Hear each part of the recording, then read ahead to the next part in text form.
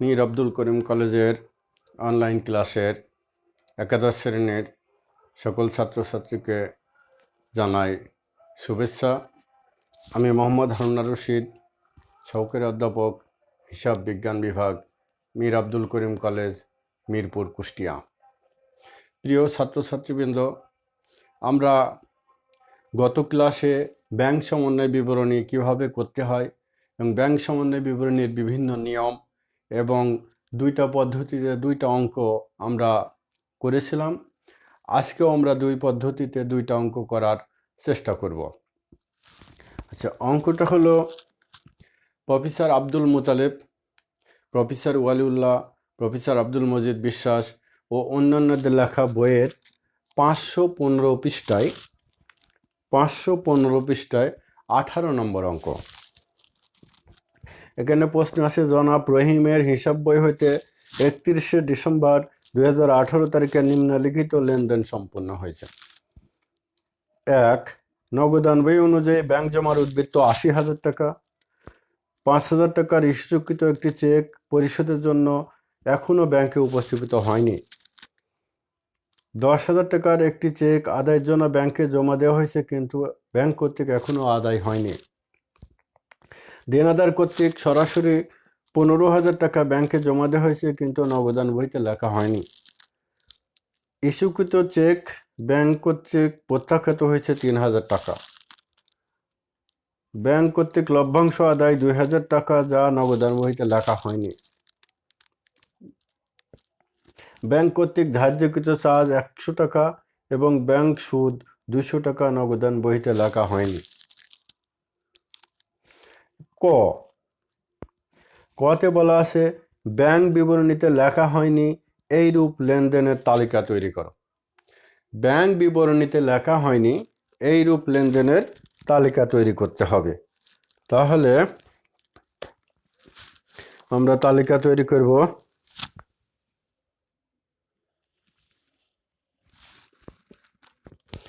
বিবরণ টাকা,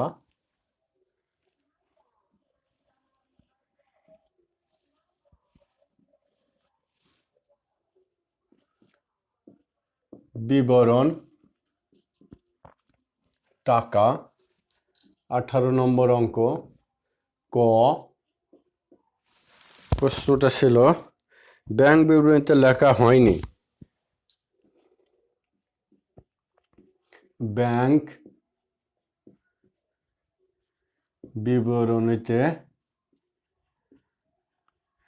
লেখা হয়নি এইরূপ লেনদেনের তালিকা। এইরূপ লেনদেনের তালিকা। অর্থাৎ শুধু নগদান বহিতে লেখা আছে, ব্যাংক বিবরণীতে লেখা হয়নি এই রকমের আইটেম। এরকম আইটেমের ভিতরে প্রথমে আছে ইস্যুকৃত চেক এখনো ব্যাংকে উপস্থাপিত হয়নি। তাহলে ইস্যুকৃত চেক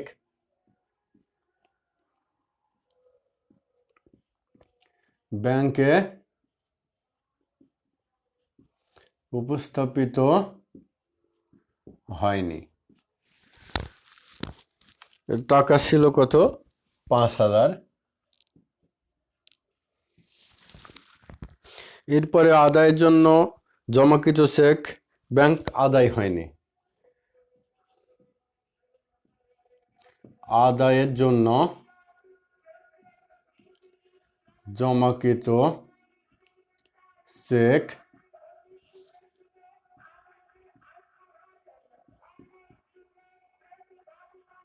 ব্যাংক আদায় হয়নি। এটা ছিল 10,000 টাকা। এরপরে আছে ইস্যুকৃত চেক ব্যাংক কর্তৃক প্রত্যাখ্যাত। ইস্যুকৃত চেক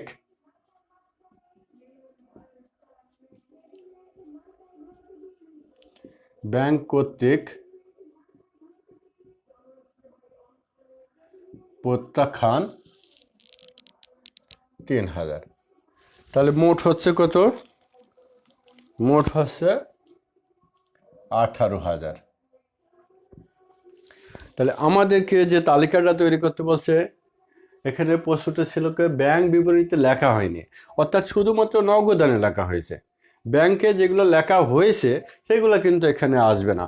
এখানে ব্যাংকে লেখা হয়নি, নগদানে লেখা হয়েছে কিন্তু ব্যাংকে লেখা হয়নি, এই ধরনের আইটেম যেগুলো আছে সেইগুলো তালিকা তৈরি করে আমরা কি করব? যোগ করব। এর ভিতরে যেমন ইস্যুকৃত চেক ব্যাংকে উপস্থাপিত হয়নি, এটা কি বুঝাচ্ছে? আমরা কাউকে চেক ইস্যু করেছি, পাওনাদারকে চেক ইস্যু করেছি, সে আমাদের চেকটা নিয়ে ব্যাংকে যায়নি, যার ফলে কি হচ্ছে? ব্যাংকে টাকা ওঠায়নি, ব্যাংকে লেনদেনও এন্ট্রিও করেনি, সেহেতু এটা ইস্যুকৃত চেক উপস্থাপিত হয়নি। এটা শুধুমাত্র আমাদের নগদানে লেখা হয়েছে, ব্যাংকে লেখা হয়নি। আদায়ের জন্য জমাকৃত চেক ব্যাংক আদায় করতে পারেনি, তাহলে আমরা আবার ঠিক ওইভাবে আদায়ের জন্য ব্যাংকে চেক জমা দিছি, কিন্তু সেই চেকটা এখনও ব্যাংক আদায় করতে পারেনি, যার ফলে ব্যাংক হিসাবও লেখেনি। আচ্ছা, এরপরে ব্যাংক ইস্যুকৃত চেক ব্যাংক কর্তৃক প্রত্যাখ্যান। ইস্যুকৃত চেক ব্যাংক কর্তৃক যদি প্রত্যাখ্যাত হয়, তাহলে সেটা আমরা যখন চেক ইস্যু করছিলাম আমরা আমাদের নগদানে লিখছিলাম, কিন্তু ব্যাংক প্রত্যাখ্যানের কারণে ব্যাংক ওটা এন্ট্রি করেনি। তাহলে সর্বমোট হলো কত? 18,000। তাহলে আমাদের ক নম্বরের সমাধান আমরা করলাম। এখন খ নম্বরে, খতে বলা আছে ব্যাংক সমন্বয় বিবরণী তৈরি করো। খতে আছে ব্যাংক সমন্বয় বিবরণী।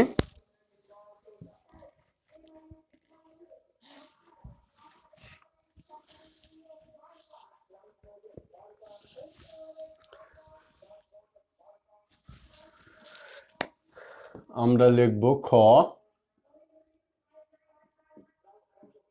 ব্যাংক সমন্বয়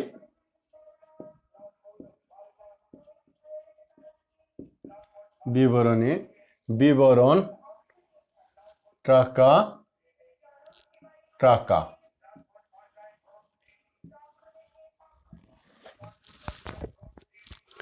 তাহলে আমাদের অঙ্ক শুরু ছিল কি নগদান বই অনুযায়ী ব্যাংক জমার উদ্বৃত্ত নিয়ে।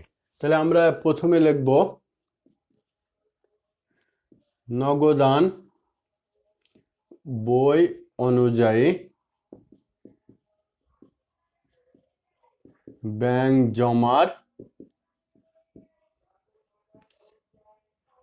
উদ্বৃত্ত টাকা ছিল কত? 80,000 টাকা। এবার আমরা যোগ এবং বিয়োগ আমরা আগের মতো আমরা হিসাব করে নেব। যোগ হচ্ছে কি, এই ক্ষেত্রে ব্যাংকে বেশি থাকলে যোগ, ব্যাংকে কম থাকলে বিয়োগ।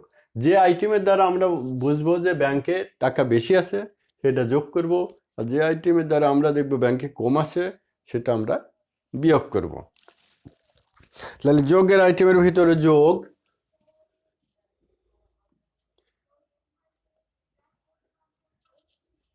যোগ 1 নম্বরে আছে ইস্যুকৃত চেক এখনো উপস্থাপিত হয়নি। ইস্যুকৃত চেক উপস্থাপিত হয়নি, এটা ছিল 5,000 টাকা। এটা আইটেম ছিল রোমান 2। দুয়ে ছিল কি দেনাদার কর্তৃক সরাসরি ব্যাংকে জমা দান। দেনাদার কর্তৃক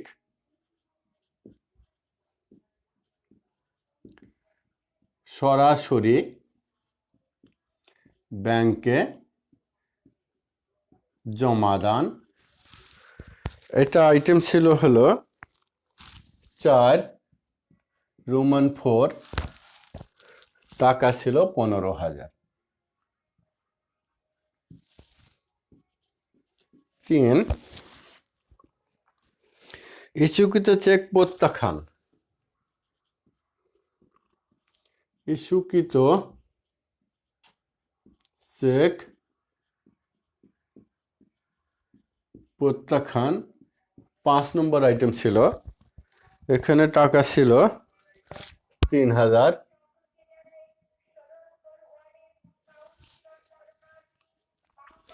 4 আসে ব্যাংক কর্তৃক লভ্যাংশ আদায়। ব্যাংক কর্তৃক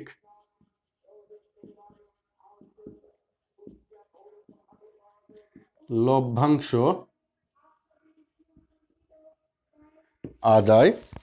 এটা আইটেম ছিল হলো 6 রোমান 6, টাকা ছিল 2000।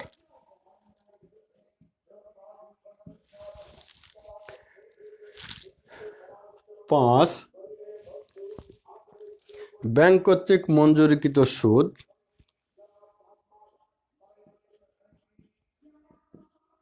ব্যাংক কর্তৃক মঞ্জুরিকৃত সুদ আইটেম ছিল এটা 7 রোমান 7, টাকা ছিল 200। তাহলে সর্বমোট আমাদের যোগ করলে হয় 25,200। তাহলে এটা যোগ করলে হয় 25,200। এটার সঙ্গে এটা যোগ করলে 1,05,200। এখন আমরা বিয়োগ করব। বিয়োগ 1 নম্বর, ব্যাংকে কম আছে কোন কোন আইটেম সেগুলো দেখব। আদায়ের জন্য জমাকৃত চেক আদায় হয়নি। 3 নম্বর আইটেম, আদায়ের জন্য জমাকৃত চেক আদায় হয়নি। রোমান 3, টাকা ছিল 10,000। 2 ব্যাংক কর্তৃক ধার্যকৃত চার্জ।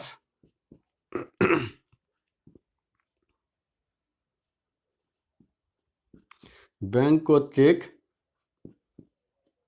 ধার্যকৃত চার্জ, এটা আইটেম ছিল হলো রোমান 7, টাকা ছিল 100। তাহলে সর্বমোট হলো 10,100। আমাদের আর কোনো আইটেম নাই। তাহলে আমরা এখন ওইটা থেকে এটা বিয়োগ করব। তাহলে 105 9 95,100। এটা হবে কি ব্যাংক বিবরণী অনুযায়ী, ব্যাংক বিবরণী অনুযায়ী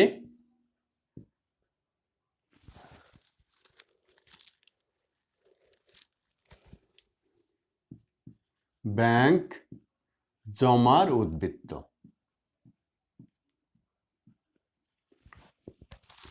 তাহলে প্রিয় ছাত্রছাত্রীবৃন্দ, আমরা ব্যাংক সমন্বয় বিবরণী তৈরি করলাম। ব্যাংক সমন্বয় বিবরণীর এটা অঙ্ক ছিল হলো নগদান ব্যয় অনুযায়ী ব্যাংক জমার উদ্বৃত্ত দিয়ে অঙ্ক শুরু ছিল। এই ক্ষেত্রে ব্যাংকে বেশি থাকলে যোগ, ব্যাংকে কম থাকলে বিয়োগ।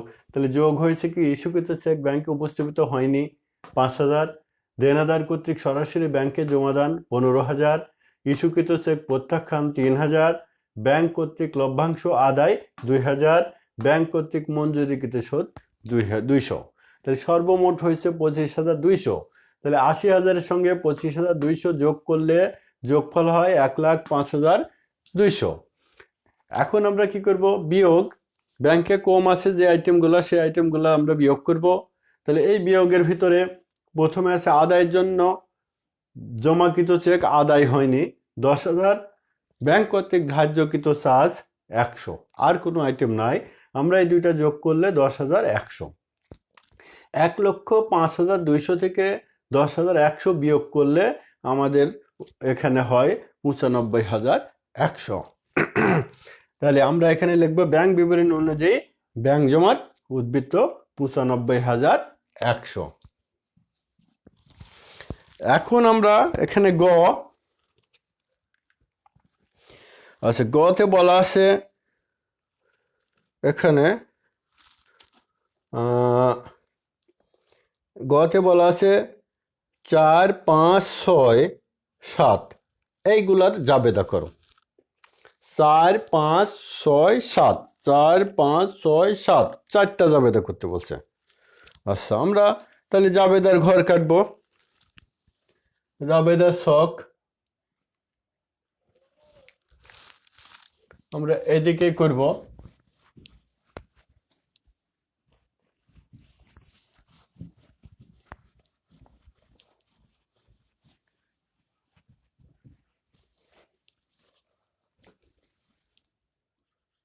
গ জাবেদা, তারিখ, হিসাবের নাম ও ব্যাখ্যা, খতিয়ান পৃষ্ঠা,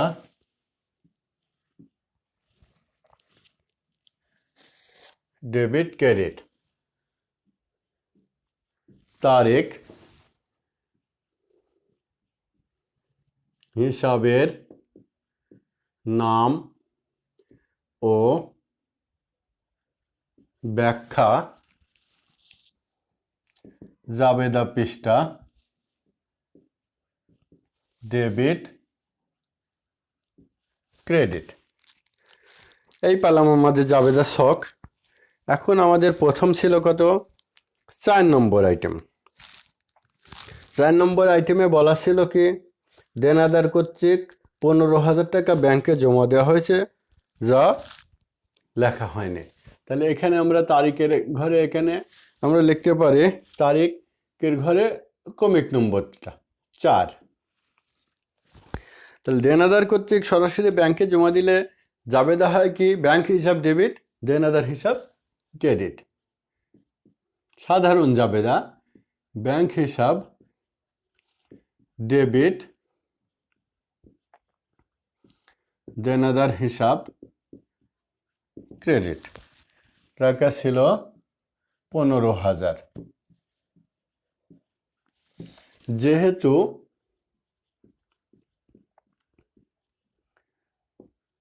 দেনাদার কর্তৃক ব্যাংকে জমা দান, তাহলে প্রথমটা হলো 4, এবার আছে 5। 5 নম্বরে বলা আছে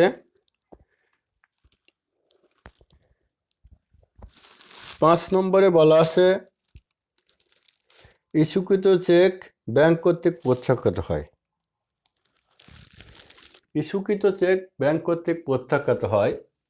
তাহলে আমরা যখন চেকটা ইস্যু করছিলাম তখন কি করেছিলাম, প্রদেয় হিসাব ডেবিট, ব্যাংক হিসাব ক্রেডিট। তাহলে এই চেকটা প্রত্যাখ্যাত হলে এই জাবেদাটা উল্টাই যায়। তাহলে কি হবে, ব্যাংক হিসাব ডেবিট, প্রদেয় হিসাব ক্রেডিট। ব্যাংক হিসাব ডেবিট, প্রদেয় হিসাব ক্রেডিট। টাকা ছিল 3,000।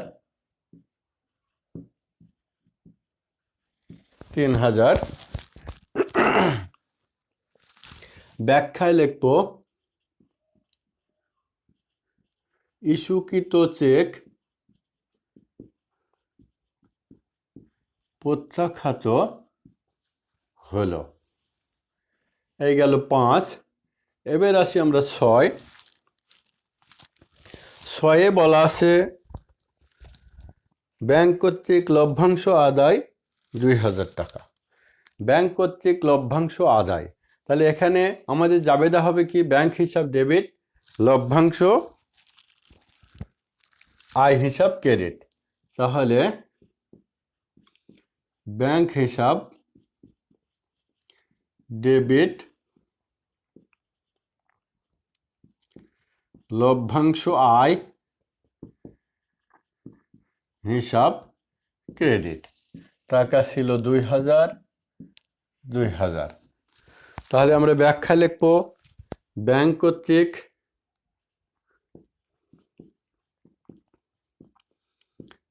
কর্তৃক লভ্যাংশ আদায় হিসাবভুক্ত করা হলো। এবার হলো 7। 7-এ এখানে দুইটা আইটেম আছে, একটা ব্যাংক চার্জ আর একটা ব্যাংক সুদ। তাহলে 7-এ প্রথম হলো ব্যাংক চার্জ। ব্যাংক চার্জ হলে ব্যাংকের খরচ, তাহলে ব্যাংক চার্জ ডেবিট, ব্যাংক হিসাব ক্রেডিট।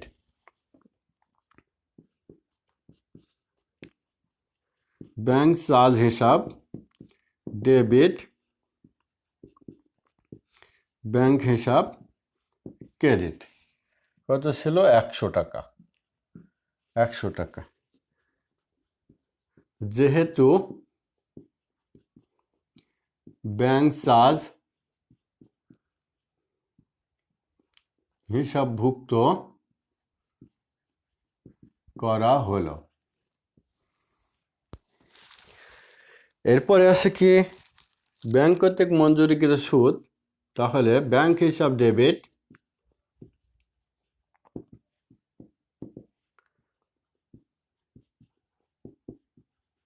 ব্যাংক সুদ হিসাব ক্রেডিট। 200 টাকা। যেহেতু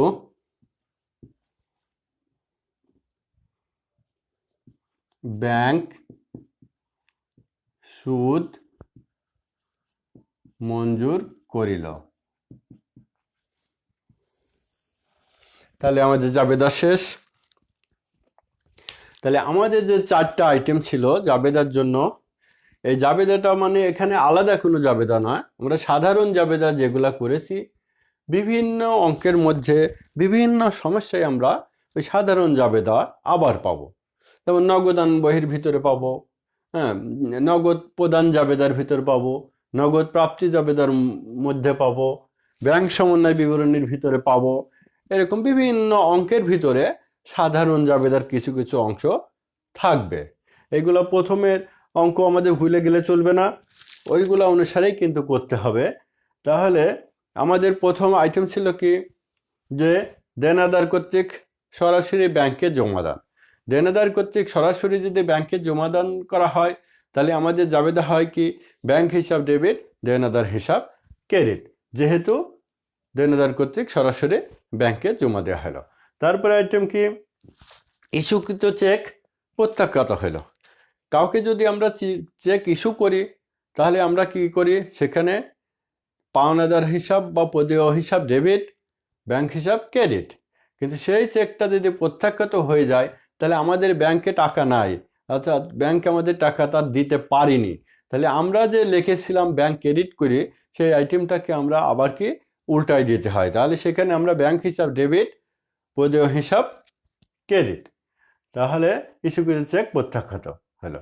ব্যাংক কর্তৃক লভ্যাংশ আদায় হলে ব্যাংক হিসাব ডেবিট, লভ্যাংশ আয় ক্রেডিট। ব্যাংক কর্তৃক ব্যাংক চার্জ ধার্য হলে ব্যাংক চার্জ ডেবিট, ব্যাংক হিসাব ক্রেডিট। আর ব্যাংক সুদ মঞ্জুর করলে ব্যাংক হিসাব ডেবিট, ব্যাংক সুদ হিসাব ক্রেডিট। এই তো গেল আমাদের জাবেদা। আচ্ছা, তো প্রিয় ছাত্রছাত্রীবৃন্দ, তোমরা বাড়িতে চর্চা করবে, অঙ্কগুলো দেখবে। নিয়মিত অঙ্ক যদি না দেখা যায় তাহলে অঙ্ক সম্পর্কে ধারণা অর্জন করা বা বোঝা খুব কঠিন হয়। অঙ্কটাকে যখন আমরা ক্লাস নেব সেই অঙ্কটাকে নিয়ে তোমরা বাড়িতে দেখাশোনা করবে এবং বই ফলো করবে, তাহলে অঙ্কটা খুব সহজ হবে। আর যদি তোমরা বই ঠিকমতো ফলো না করো, না পড়ো, তাহলে কিন্তু অঙ্কটা তোমরা করতে পারবে না। আর সেই ক্ষেত্রে বিভিন্ন চ্যাপ্টারের অঙ্ক তোমাদের মাথায় কিন্তু বোঝা হয়ে দাঁড়াবে। তাই প্রত্যেক দিনের অঙ্ক প্রত্যেক দিন করাই ভালো। তাই তোমরা সেই অনুযায়ী একটু চেষ্টা করবে। যে প্রিয় ছাত্রছাত্রী, তোমরা ভালো থাকো, সুস্থ থাকো, এই করোনার ভিতর সাবধানে চলাচল করো, মাস্ক ব্যবহার করো, এই আশা ব্যক্ত করে আমি আজকের ক্লাস এখানে শেষ করছি। আল্লাহ হাফেজ।